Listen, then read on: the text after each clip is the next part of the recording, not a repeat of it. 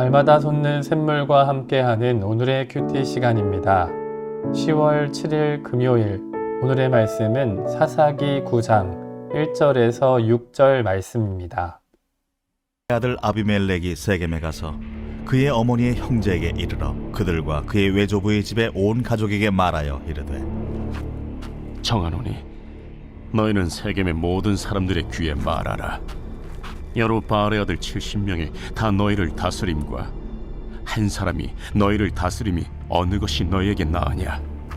또 나는 너희와 고륙임을 기억하라. 하니 그의 어머니의 형제들이 그를 위하여 이 모든 말을 세겜의 모든 사람들의 귀에 말하매 그들의 마음이 아비멜렉에게로 기울어서 이르기를, 그는 우리 형제라 하고 바알불이 친전에서 은 70개를 내어 그에게 주매 아비멜렉이 그것으로 방탕하고 경박한 사람들을 사서 자기를 따르게 하고 오브라에 있는 그의 아버지의 집으로 가서 여룹바알의 아들 곧 자기 형제 70명을 한 바위 위에서 죽였으되, 다만 여룹바알의 막내 아들 요담은 스스로 숨었으므로 남으니라. 세겜의 모든 사람과 밀로 모든 족속이 모여서 세겜에 있는 상수리 나무 기둥 곁에서 아비멜렉을 왕으로 삼으니라. 새로운 아침입니다. 아도나이, 하나님은 내 삶의 주인이십니다. 네로 황제의 스승이자 로마 극작가인 세네카는 이런 말을 했습니다. 탐욕과 비교하면 다른 모든 본성은 아주 사소한 것이다. 우정이나 미움도, 시기나 분노도 탐욕이 가진 깊은 본성에 비할 수 없다는 말입니다. 셰익스피어의 4대 비극 중 하나인 맥베스는 인간 본연의 탐욕에 관한 연극입니다. 셰익스피어는 권력과 왕위에 대한 탐욕이 맥베스 장군을 어떻게 반역자와 살인자로 몰아가는지를 세밀하게 묘사합니다. 맥베스의 탐욕은 마녀들의 한마디 예언에서 시작됩니다. 장차 왕이 되실 분.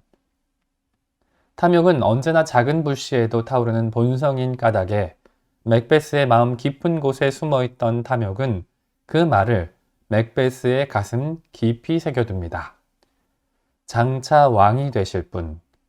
그런데 이 말은 어쩌면 이 시대의 모든 사람이 듣고 싶어하고 가슴에 품고 살아가는 말일 수도 있겠습니다.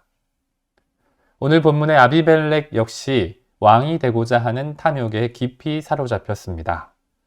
비록 그는 기드온의 첩에게서 태어난 아들이긴 했지만 그는 이름부터 아비멜렉이었습니다. 즉 그의 이름 자체가 나의 아버지가 왕이다라고 말하며 자신의 탐욕을 드러내고 있었다는 것입니다. 참고로 아비멜렉이 블레셋 지역의 방백들이 자주 사용하는 이름이라는 것을 많은 분이 아실 것입니다. 아비멜렉은 어려서부터 왜 자신의 아버지 기드온이 왕이 되길 거절했는지 이해하지 못했을 것입니다. 왜 자신이 누릴 권리를 포기했을까? 왜 높은 자리를 마다했을까? 아비멜렉의 마음속엔 엘리사의 사환 게하시와 같은 탐욕이 조용히 자리 잡고 있었습니다. 그리고 그 마음속엔 이런 생각이 싹 텄을지 모릅니다. 장차 왕이 될 사람은 그럼 내가 아닐까? 그리고 탐욕은 아비멜렉의 마음과 정신뿐만 아니라 손과 발과 온 육체를 사로잡아 사망의 깊은 굴로 끌어가기 시작했습니다. 오늘 저와 여러분의 마음은 무엇에 이끌리고 있습니까? 그리스도 안에 참된 만족을 누리며 살아가는 저와 여러분이 되시기를 소망합니다. 사사기 9장에 나오는 중심 인물이 아비멜렉이라면 그 배경이 되는 중심 지역은 세겜입니다. 세겜은 이스라엘 역사에서 빠질 수 없는 중요한 장소입니다. 예전에 잠시 말씀드리긴 했지만 다시 한번 세겜의 특징을 살펴보는 것이 9장 전체의 맥락을 이해하는 데 도움이 될 것 같습니다. 먼저 세겜은 아브라함이 자신 앞에 나타난 여호와께 제단을 쌓은 곳입니다. 또 세겜은 야곱이 밧단 아람에서 돌아와 장막을 치고 히위 사람 세겜의 아버지 하몰에게서 밭을 사서 제단을 쌓고 엘헬로헤 이스라엘이라고 부른 곳이기도 합니다. 물론 이 지역은 우리가 잘 알다시피 야곱의 딸 디나가 더럽혀진 후 세겜과 그의 사람들을 모두 죽이기도 한 곳이며, 야곱이 이방 신상과 귀고리들을 그 근처 상수리 나무 아래에 묻은 곳이기도 합니다. 또 세겜은 요셉이 양을 치는 형들을 찾으러 떠난 곳이자 출애굽 후 그의 유해가 장사된 곳이기도 합니다. 가장 중요한 최근 사건은 여호수아가 가나안 땅에 들어온 모든 이스라엘을 모아서 언약을 갱신하고 율례와 법도를 제정한 곳이 세겜이라는 사실입니다. 그 위치는 예루살렘 북방 50km 지점으로 에발산과 그리심산 사이에 있습니다. 처음에 에브라임 지파의 기업으로 분배되었다가 후에 도피성으로 구별되어 레위인의 성읍이 되기도 한 곳이 바로 세겜입니다. 따라서 세겜은 이스라엘 가운데 정치적으로도 종교적으로도 중요한 위치를 차지하고 있는 성읍이었던 것입니다. 그리고 아비멜렉이 바로 이 세겜 지역 사람이었습니다. 2절을 보면 아비멜렉은 자신의 고향에 가서 그 어머니의 형제들에게 말합니다. 그런데 지금 아비멜렉을 움직이는 것은 자기 자신이 아니라 그 속에 있는 탐욕이었습니다. 그래서 그는 세겜 사람들을 이간질하고 충동질합니다. 아비멜렉의 말을 자세히 살펴보면 질문 자체가 왜곡되어 있음을 확인할 수 있습니다. 그는 세겜 사람들에게 여룻바알의 아들 70명이 다 너희를 다스림과 한 사람이 너희를 다스림이 어느 것이 너희에게 나으냐라고 질문합니다. 즉, 그는 기드온의 아들들이자 자신의 형제들이 모두가 왕권을 탐하고 있는 사람으로 가정하고 이야기를 시작한 것입니다. 실제 아비멜렉 자신이 탐욕에 지배당했기에 그렇게 보였는진 몰라도 아비멜렉은 세겜 사람들의 마음을 분열시켰습니다. 자신과 그들이 혈육임을 강조하여 그들을 자신의 편에 서게 하려고 한 것입니다. 3절 이하를 보면 세겜 사람들은 그 말을 듣고 마음이 아비멜렉에게 기울었다고 합니다. 그리고 4절 이하를 보면 그들은 바알브릿 신전에서 은 70개를 내어 아비멜렉에게 조달합니다. 아비멜렉은 그 돈의 출처가 우상 신전이란 사실을 알고 있었지만 거침없이 그 돈을 사용합니다. 즉, 우상 제물을 자신이 취함으로 자기 자신이 바알 우상과 연합하게 되었다는 것입니다. 1절은 아비멜렉의 아버지 이름을 기드온이 아니라 여룻바알이라 칭하며 그가 바알과 싸우는 사람이었다는 것을 강조하고 있습니다. 하지만 4절에 그의 아들 아비멜렉은 바알브릿 신전의 자금을 사용함으로 바알 우상과 같은 존재라는 사실을 드러내며 두 인물을 극명하게 대조하는 것입니다. 이어서 4절 하반절을 보면 아비멜렉은 방탕하고 경박한 사람들을 사서 자기를 따르게 합니다. 즉, 바알 우상과 하나가 된 아비멜렉은 이제 악인들의 동료가 되었다는 것입니다. 그리고 그는 즉각 오브라에 있는 자기 아버지의 집으로 가서 자신의 형제들을 억류하고 가두며 잔인하게 한 사람 한 사람 끌고 가서 한 바위 위에서 죽였습니다. 이스라엘의 정치적, 종교적 중심지인 세겜에서 태어난 한 사람이, 그것도 여룻바알의 아들이 바알 우상과 연합하고 악인들의 동료가 되어서 자기 형제들을 한 장소에서 처참하게 죽였다는 것은 이성이나 상식이나 그 어떤 논리로도 설명할 수 없는 끔찍한 사건입니다.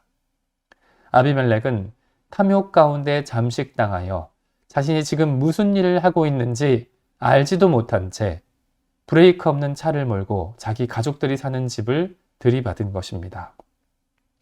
6절을 보면 아비멜렉에게 우상 신전 자금을 조달했던 세겜 사람들과 밀로 모든 사람이 모여서 아비멜렉을 왕으로 삼게 됩니다. 우리는 사사시대가 왕이 없는 시대라는 것을 알고 있습니다. 하지만 탐욕에 물든 아비멜렉과 그의 형제들이 있던 세겜과 밀로 사람들은 자신들을 위한 왕을 세운 것입니다. 스스로 자기 민족을 번영하게 하고 풍요롭게 하며 강한 권력으로 자신들의 성읍을 지키고 외세의 침략에 대비하기 위한 자신들만의 왕을 세웠다는 것입니다. 탐욕에 깊이 사로잡혀서 자신들을 구원하신 하나님을 잊은 채 말입니다. 오늘 말씀을 마무리합니다. 오늘 우리는 사사기 9장을 시작하며 세겜의 역사적 특성과 아비멜렉을 살펴보았습니다. 세겜은 아브라함과 야곱과 요셉 그리고 여호수아의 언약과도 연결된 이스라엘의 정치적, 종교적 중심지였습니다. 그리고 그곳에서 태어난 아비멜렉은 13만 5천 명이나 되는 미디안 연합군으로부터 이스라엘을 구원한 기드온의 아들이기도 했습니다. 이런 역사적인 중심지에 위대한 가문의 자녀가 태어났다면 그는 무엇보다 하나님만 의지하고 섬기는 사람이어야 했습니다. 하지만 그는 탐욕 가운데 스스로 왕이 되려 했고 우상 제물과 악인들을 사용하여 자기 형제마저 무참히 죽입니다. 세겜과 밀로 사람은 함께 모여 그를 왕으로 삼았지만 하나님은 그를 왕으로 인정하지 않았습니다. 본문 5절 하반절은 여룻바알의 막내 아들 요담이 스스로 숨어서 살아남았다고 기록합니다. 그리고 요담과 아비멜렉의 대결 구도는 다음 주 금요일까지 연결되며 전개됩니다. 세네카는 탐욕이 인간의 모든 본성보다 강하다고 말합니다. 인정하고 싶진 않지만 우리도 때론 그런 탐심의 지배를 받을 때가 있습니다. 탐욕에 휘둘릴 때가 있음을 우린 잘 알고 있습니다. 욕심 가운데 원치 않는 행동을 하고 뒤늦게 후회하는 것이 우리의 모습임을 고백합니다. 그렇다면 어떻게 탐욕으로부터 자유로울 수 있겠습니까? 대체 무엇을 통해 참된 만족과 자유와 평안을 누릴 수 있겠습니까? 바울은 고린도후서 3장 5절에 그에 대한 힌트를 기록합니다. 우리가 무슨 일이든지 우리에게서 난 것 같이 스스로 만족할 것이 아니니 우리의 만족은 오직 하나님으로부터 나느니라. 아멘. 피조물인 인간은 세상 그 어떤 것으로도 만족할 수 없는 존재입니다. 오직 여호와 하나님으로만 그리고 그분의 독생자 예수 그리스도를 통해서만 만족할 수 있는 존재란 것입니다. 우리가 탐욕이 아니라 만족을 누리며 살기 위해선 무엇보다 내 안에 그리스도 예수를 소유해야 할 줄 믿습니다. 예수 그리스도와 동행해야 할 줄 믿습니다. 그리스도 안에 참된 만족을 누리며 오늘 하루와 남은 우리의 일생을 살아가는 안천교회 성도님들 되시기를 예수님의 이름으로 축복합니다. 함께 주님 가르쳐 주신 기도로 말씀을 마무리하고 개인적인 기도 제목과 자신이 속한 공동체를 위해서 또 한국교회와 세계 열방을 위해서 기도하길 원합니다. 하늘에 계신 우리 아버지, 아버지의 이름을 거룩하게 하시며 아버지의 나라가 오게 하시며 아버지의 뜻이 하늘에서와 같이 땅에서도 이루어지게 하소서. 오늘 우리에게 일용할 양식을 주시고 우리가 우리에게 잘못한 사람을 용서하여 준 것 같이 우리 죄를 용서하여 주시고 우리를 시험에 빠지지 않게 하시고 악에서 구하소서. 나라와 권능과 영광이 영원히 아버지의 것입니다. 아멘.